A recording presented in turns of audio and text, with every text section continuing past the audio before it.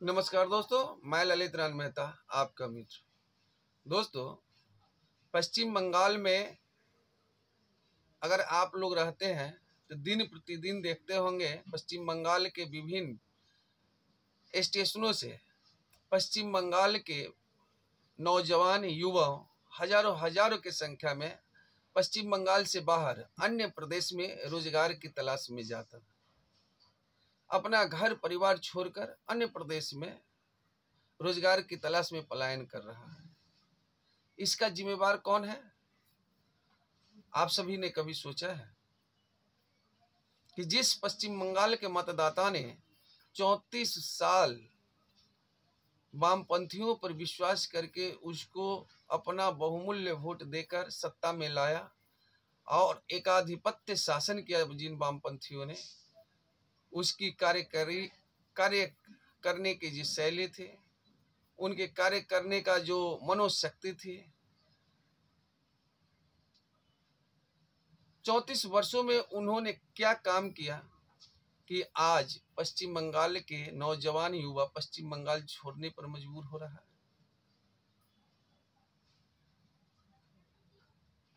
और उसके बाद 2011 में तृणमूल की सरकार बनी, तृणमूल सुप्रीमो ममता बनर्जी जी मुख्यमंत्री बनी। उन्होंने अपने 11-12 वर्षों में ऐसा क्या डेवलपिंग का काम किया कि पश्चिम बंगाल के युवाओं को पश्चिम बंगाल में नहीं रख पाए, अन्य राज्यों में रोजगार तलाशने के लिए उनको जाना पड़ रहा है। यह बहुत बड़ा विषय है, इस पर पश्चिम बंगाल के जनमानस को विचार करना पड़ेगा। अगर पश्चिम बंगाल में जितने कल कारखानाएं था, वो सब कल कारखाना अगर चालू रहता, सभी मिल चालू रहता, तो आज पश्चिम बंगाल के युवाओं को अन्य प्रदेश में तो नहीं जाना पड़ता। आखिर क्यों पश्चिम बंगाल से उद्योगपति पलायन कर गए? निश्चित ही पूरे विश्वास के साथ कह सकता हूं कि पश्चिम बंगाल में चाहे वामपंथियों का शासन रहा हो, चाहे अभी तृणमूल, वर्तमान में तृणमूल का शासन है, बड़े पैमाने पर पश्चिम बंगाल वामपंथियों के जमाने में पश्चिम बंगाल से उद्योगपति पलायन हुए। कारण था तोलाबाजी। तोलाबाजी जो आज सुन रहे हैं आप लोग, उस समय अलग ढंग था, रूप अलग था तोला उठाने का, और आज अलग है। मालिक को इतना परेशान किया जाता था कि मालिक पश्चिम बंगाल छोड़ कर चले जाते थे, और उसका खामियाजा यहाँ पर कल कारखानों में काम करने वाले साधारण गरीब मजदूरों को भुगतना पड़ता था।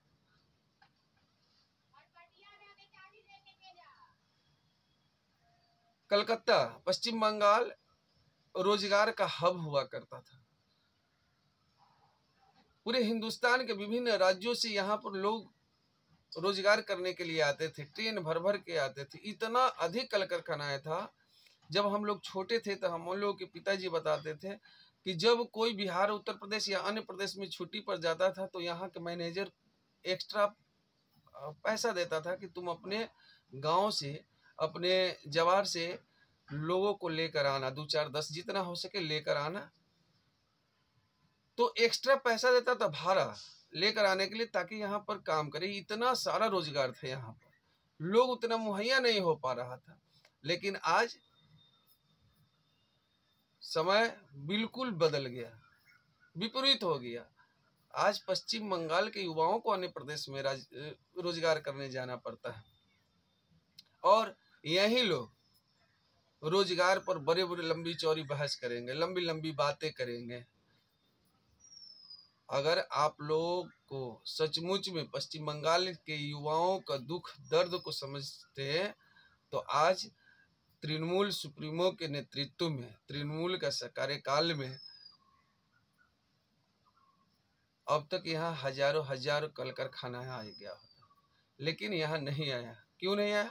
क्योंकि तृणमूल तो पश्चिम बंगाल में आया ही उद्योगपतियों को भगाकर, सुनने में अजीब लगता होगा, लेकिन हाँ दोस्तों,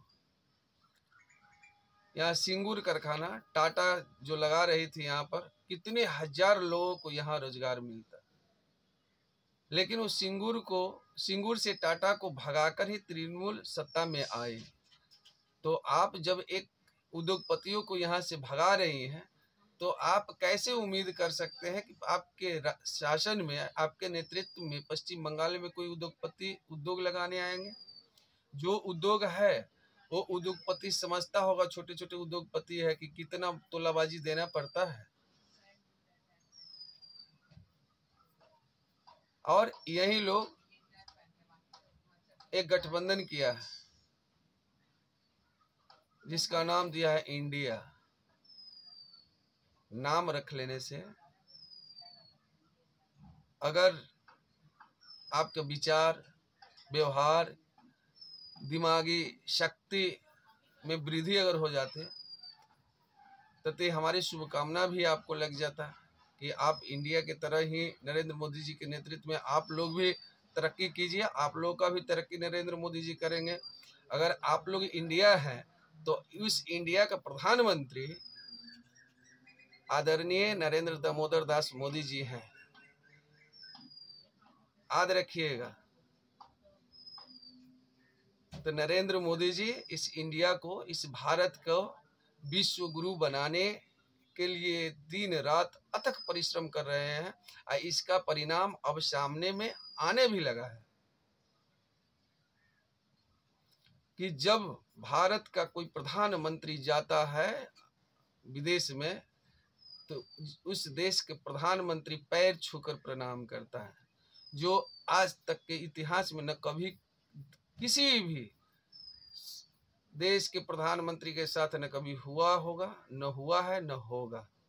यह हिंदुस्तान के प्रधानमंत्री नरेंद्र मोदी जी के नेतृत्व ही है जो पूरे दुनिया को चरणों में झुकने पर मजबूर कर दिया है। तो जो इंडिया गठबंधन है, तो याद रखना, अगर तुम्हारा नाम इंडिया है तो तुम्हारा प्रधानमंत्री बहुत ही शक्तिशाली और मजबूत है, जिनका नाम नरेंद्र दामोदर दास मोदी है। और उस पर पूरे भारत के लोग, पूरे इंडिया के लोग विश्वास करते हैं कि उन्हीं के नेतृत्व में पूरा ये देश सुरक्षित है।